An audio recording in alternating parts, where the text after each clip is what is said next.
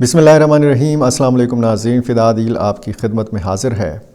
मैं गुज़श्ता रोज़ रावलपिंडी में था। रावलपिंडी आपको पता है इस शहर की अहमियत,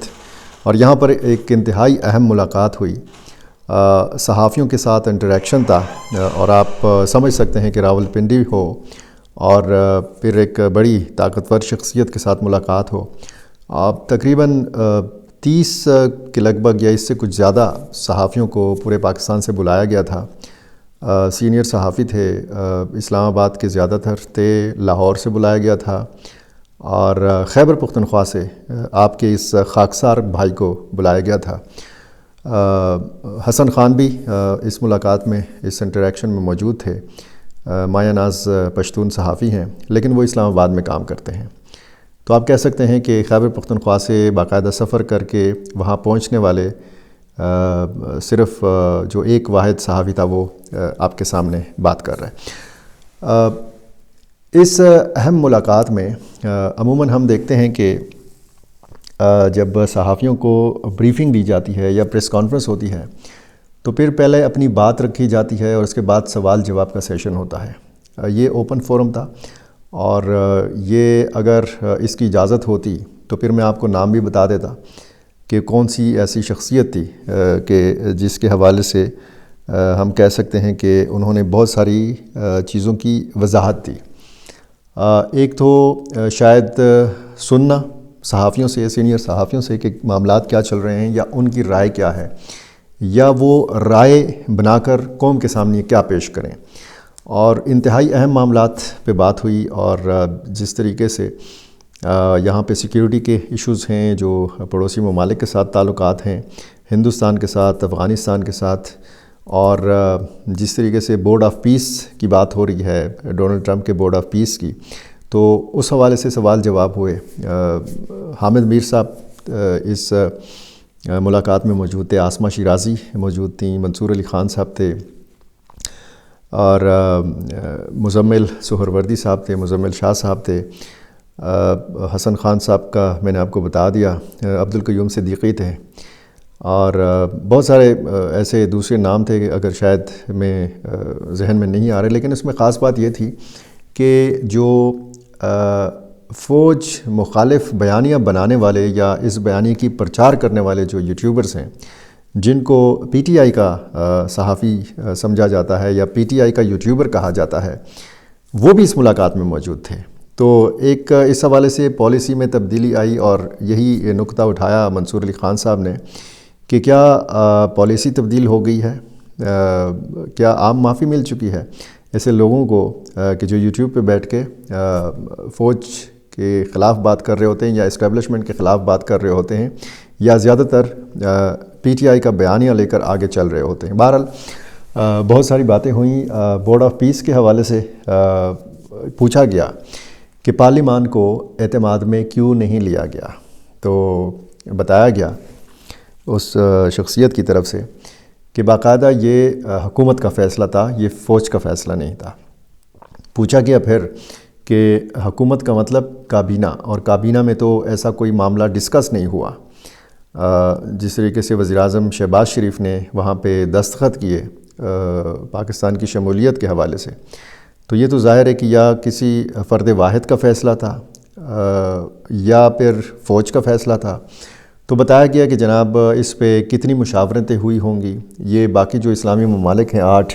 या 7, उनसे कितनी मुशावरतें हुई होंगी, काबीना में ये कितनी मरतबा ये मामला डिस्कस हुआ होगा। ये ऐसा तो नहीं है कि अचानक से बोर्ड ऑफ़ पीस का नाम आया और पाकिस्तान ने उसमें शमूलियत इख्तियार कर ली। तो बहरहाल बहुत सारे दीगर मामलात पे भी बात हुई, और उन्होंने कहा कि हमास को गैर मुसल्लह करने का कोई मंसूबा नहीं है, पाकिस्तान का कोई इरादा नहीं है। पाकिस्तान के लिए ये रेड लाइन है, और ये मामला यानी फ़ौज भेजने का ISF में ये पार्लिमान करेगी। इस पे बहुत सारी डिबेट होनी है, और पार्लिमान ने ही इसका फ़ैसला करना है, हुकूमत ने इसका फ़ैसला करना है, फ़ौज का इसमें कोई अमल दखल नहीं है।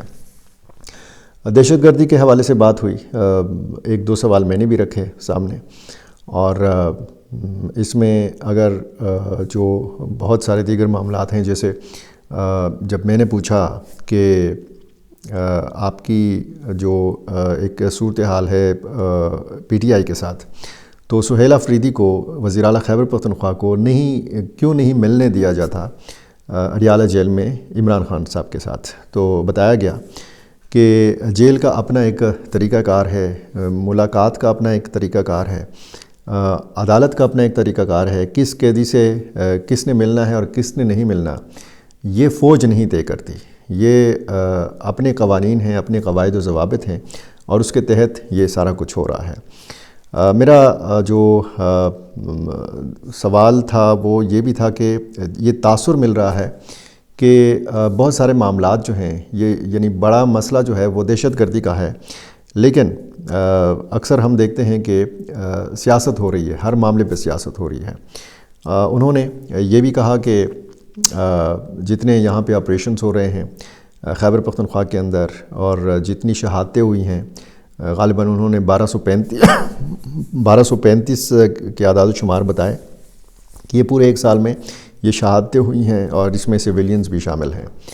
اور ہم اگر سی ٹی ڈی کے حوالے سے بات نہ کریں تو پھر کس معاملے پہ بات کریں؟ اور پھر ہم اگر گورننس کے حوالے سے سوال نہ اٹھائیں اور ہم نہ اٹھائیں تو پھر یہ کون اٹھائے؟ پھر میں نے ایک سوال رکھا کہ جو دوحہ میں مذاکرات ہوئے افغانستان کے طالبان کے ساتھ جو استنبول میں ہوئے، اس میں ڈپلومیٹس کو باہر رکھا گیا، تو انہوں نے کہا کہ وزارت خارجہ منسٹری آف فارن افیئرز جو ہے یہ باقاعدہ ان مذاکرات کا حصہ تھی۔ میں نے کہا کہ نمائندہ خصوصی برائے افغانستان محمد صادق خان اس مذاکراتی عمل سے باہر تھے۔ انہوں نے کہا کہ یہ فیصلہ تو ظاہر ہے کہ حکومت نے کرنا ہے اور وزارت خارجہ نے، محکمہ خارجہ نے کرنا ہے کہ اس نے کن کن کو وہاں پہ مذاکرات میں بھیجنا ہے۔ اب یہ کسی کی خواہش کے مطابق تو نہیں ہو سکتا کہ فلاں شخصیت کو بھی مذاکرات میں شامل ہونا چاہیے۔ بہرحال کشمیر کے حوالے سے سوال ہوا کہ جی آزاد کشمیر کے لوگ جو ہیں یہ اینٹی پاکستان یا اینٹی فوج جذبات رکھتے ہیں، تو اس کا بھی انہوں نے جواب دیا کہ یہ گورننس کے معاملات ہیں، اور وہاں پہ گورننس جو ہے آزاد کشمیر میں بہتر ہونی چاہیے۔ جس طریقے سے مقبوضہ کشمیر کے عوام کے جذبات پاکستان کے ساتھ ہیں، تو اسی طرح آزاد کشمیر کے عوام کے جذبات بھی پاکستان کے ساتھ ہو سکتے ہیں اگر وہاں پہ لوگوں کے مسائل کم کیے جائیں، اگر وہاں کی یعنی آزاد حکومت جو ہے وہ ڈیلیور کرے، وہ اپنی پرفارمنس دکھائے۔ بہت سارے دیگر سوالات نئے صوبوں کے حوالے سے سوال جواب ہوا۔ انہوں نے کہا کہ یہ بھی حکومت نے فیصلہ کرنا ہے، گورننس کو بہتر ہونا چاہیے۔ تاثر یہ ملا وہاں موجود صحافیوں کو کہ شاید فوج بھی اس چیز کی حامی ہے کہ نئے صوبے قائم ہونے چاہیے۔ بلوچستان کی تعریف سنی گئی وہاں پہ، اور کہا گیا کہ جی وہاں پہ عسکری اور جو سیاسی حکومت ہے، عسکری قیادت اور سیاسی جو حکومت ہے یہ ایک پیج کے اوپر ہے۔ وہاں پہ اگر پرائم منسٹر بھی جاتے ہیں تو ایک سائڈ پہ وزیر اعلیٰ بلوچستان بیٹھے ہوتے ہیں، دوسری سائڈ پہ کور کمانڈر 12 کور جو بلوچستان کے ہیں وہ بیٹھے ہوتے ہیں، اور وہاں پہ کبھی اگر ٹیوب ویل کا بھی افتتاح ہو رہا ہے، کسی ترقیاتی منصوبے کا بھی افتتاح ہو رہا ہے، تو وہاں کے کور کمانڈر اور وزیر اعلیٰ بلوچستان ایک ساتھ نظر آتے ہیں۔ ایسی صورتحال خیبر پختونخوا کے اندر نہیں ہے۔ افغان طالبان کے حوالے سے بھی بات چیت ہوئی، اور اس میں کہا گیا کہ جب کابل میں اور کندہار میں کارروائی کی گئی پاکستان کی طرف سے تو ان کے ہوش ٹھکانے آ گئے اور تشکیلیں بھی آنا کم ہو گئیں، یعنی دہشت گردی کے واقعات میں کمی آئی۔ بہت سارے دیگر معاملات جو ہیں یہ ڈسکس ہوئے، لیکن اس طرح کی جو محفلیں ہوتی ہیں اس میں جب پی ٹی آئی کے لوگ شرکت کرتے ہیں تو ان کو بہت تنقید کا نشانہ بنایا جاتا ہے۔ سیکیورٹی سیمینار ہوں یا اس قسم کی محفلیں ہوں، اب ظاہر ہے کہ یہ کیمرے اس میں نہیں لگے ہوئے تھے، لائیو یہ نہیں دکھایا جا رہا تھا، یہ آف دی ریکارڈ بہت ساری گفتگو تھی، اور اسی وجہ سے بہت ساری چیزیں یعنی یہ تقریباً 3.5 گھنٹے کی بریفنگ تھی، سوال جواب کا سیشن تھا، اور اس میں مقصد یہ تھا، میرے بھی جانے کا مقصد اور ظاہر ہے کہ سینئر صحافیوں کے جانے کا بھی مقصد یہی ہوتا ہے، ہم صحافیوں کا کام ہی یہی ہوتا ہے کہ جہاں پہ بلایا جاتا ہے تو ہم اس مقصد کے لیے جاتے ہیں کہ کچھ وہاں فکری غذا حاصل کی جائے، کچھ وہاں سنا جائے، اگلے کا موقف سنا جائے، کیونکہ اکثر یہ ہوتا ہے کہ ہمیں اگر جو دو طرفہ معاملات ہیں، جو ایشوز ہیں، اس کے حوالے سے اگر ہمیں علم نہ دیا جائے، جانکاری نہ دی جائے، تو پھر یک طرفہ طور پر ٹریفک چلتی ہوئی محسوس ہوتی ہے۔ ہمیں خود بعض اوقات لگتا ہے کہ ہمارے پاس شاید معلومات نہیں ہیں، بہت ساری چیزوں کی کلیئرٹی ہو جاتی ہے، وضاحت ہو جاتی ہے، اور کچھ آپ سمجھا دیتے ہیں، کچھ اگر آپ کی سمجھ میں چیز نہیں ہے تو وہ آپ سمجھ لیتے ہیں، کچھ نئی باتیں آپ کی طرف سے ہو جاتی ہیں اور کچھ نئی باتیں آپ کو سیکھنے کا موقع مل جاتا ہے۔ اور صحافی کو خبر بھی چاہیے ہوتی ہے، صحافی کو ایک جو دوسرا نقطہ نظر ہے وہ بھی سمجھنے کی ضرورت ہوتی ہے۔ تو آج ہم نے بہت زیادہ، کم از کم میں نے، کیونکہ اس طرح کی محفلوں میں بہت کم شرکت کرتا ہوں، اور یہ اس طرح کا جو انٹریکشن تھا راولپنڈی میں، یہ غالباً میرا پہلا انٹریکشن تھا اس سطح کا کہ اس میں پھر سوال جواب ہو اور پھر کھلا باتیں ہوں، انتہائی سخت سے سخت سوالات کے جوابات دیے گئے۔ اچھی بات یہ ہے، اور شروع میں جیسے میں نے ذکر کیا کہ وہ صحافی کے جن کے حوالے سے تاثر ہے کہ وہ ایک مخصوص جماعت کا بیانیہ لے کر آگے چل رہے ہوتے ہیں، وہ بھی وہاں پہ موجود تھے۔ اب اگر ان کے ساتھ بھی انٹریکٹ کیا جا رہا ہے تو یہ بھی اچھی بات ہے۔ اسی طرح اگر مختلف سیاستدانوں کے ساتھ انٹریکشن کے حوالے سے بات کی جائے، اور پھر یہ بھی کہا گیا کہ جناب اس طرح کی بریفنگ جو ہے یہ آپ تحریک انصاف کے لوگوں کے ساتھ یا خیبر پختونخوا حکومت کے ساتھ بھی رکھیں،